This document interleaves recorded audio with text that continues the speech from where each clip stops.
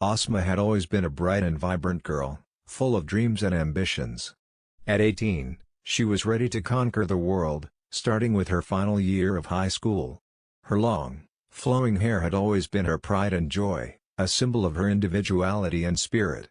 But everything changed one fateful evening. "Asma, come here." Her mother called from the living room. Asma's heart sank. She recognized the tone in her mother's voice. "Yes, Mama?" she answered, walking in hesitantly.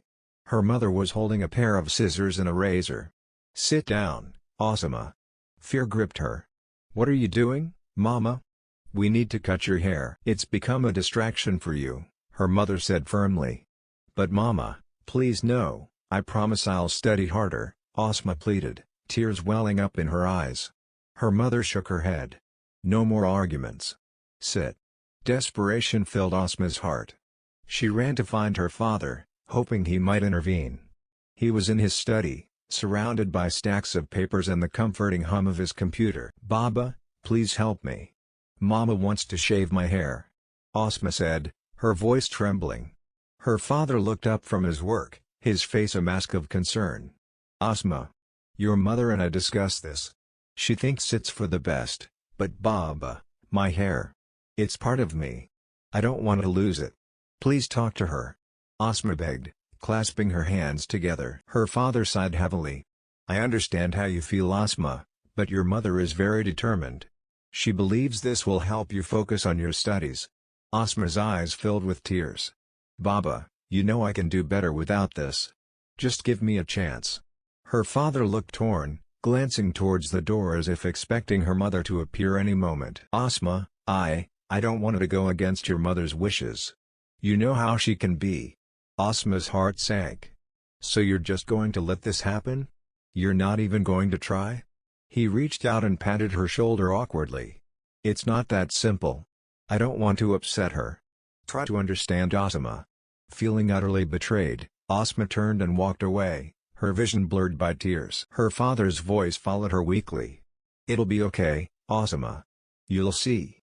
Back in the living room, her mother stood waiting, the scissors still in hand. Asma's legs felt like lead as she walked back to the chair and sat down, resignation washing over her. Her mother began cutting, each snip of the scissors like a stab to Asma's heart. She squeezed her eyes shut, letting the tears fall silently. When the razor started its cruel work, Asma bit her lip to keep from crying out.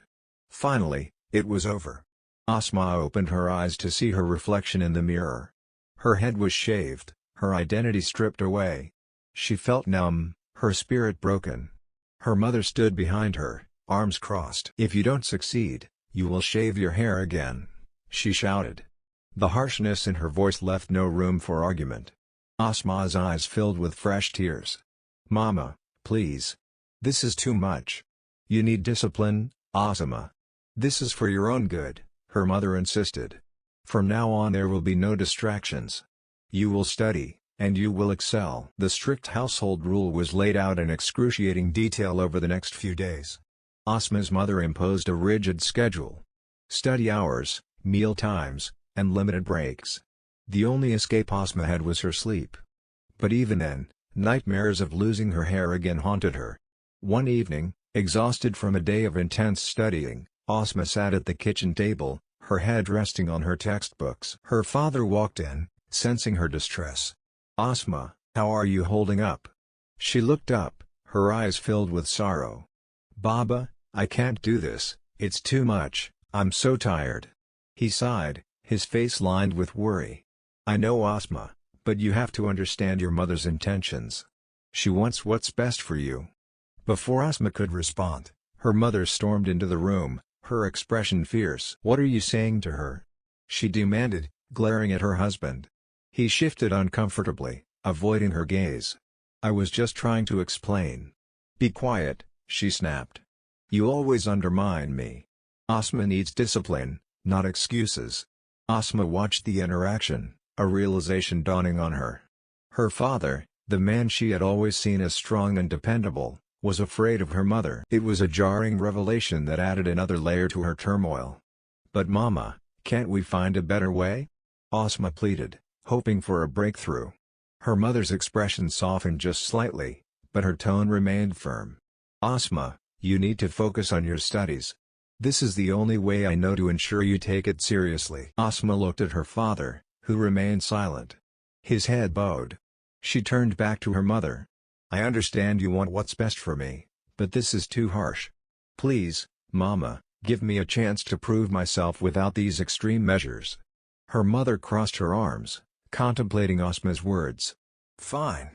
You have one more chance, but if your grades don't improve, we will shave your hair again and no more arguments." Asma nodded, a mixture of relief and anxiety flooding her. "Thank you, Mama. I won't let you down." Months passed and Asma poured herself into her studies, determined to meet her mother's expectations. The final exams came and went, and the waiting period for results felt like an eternity. As the end of the school year approached, the tension in the house was palpable. Finally, the results were posted. Asma's heart sank when she saw her grades. Despite her hard work, she hadn't achieved the marks she needed. She stood in front of the school bulletin board, tears welling up in her eyes. She knew what was coming. When she returned home, her mother was waiting. "Well, Asma, how did you do?" she asked, though her tone suggested she already knew the answer. Asma handed her the report card silently, her hands trembling. Her mother scanned the grades, her face hardening with each passing second. "You failed," her mother said coldly. "I warned you what would happen if you didn't succeed."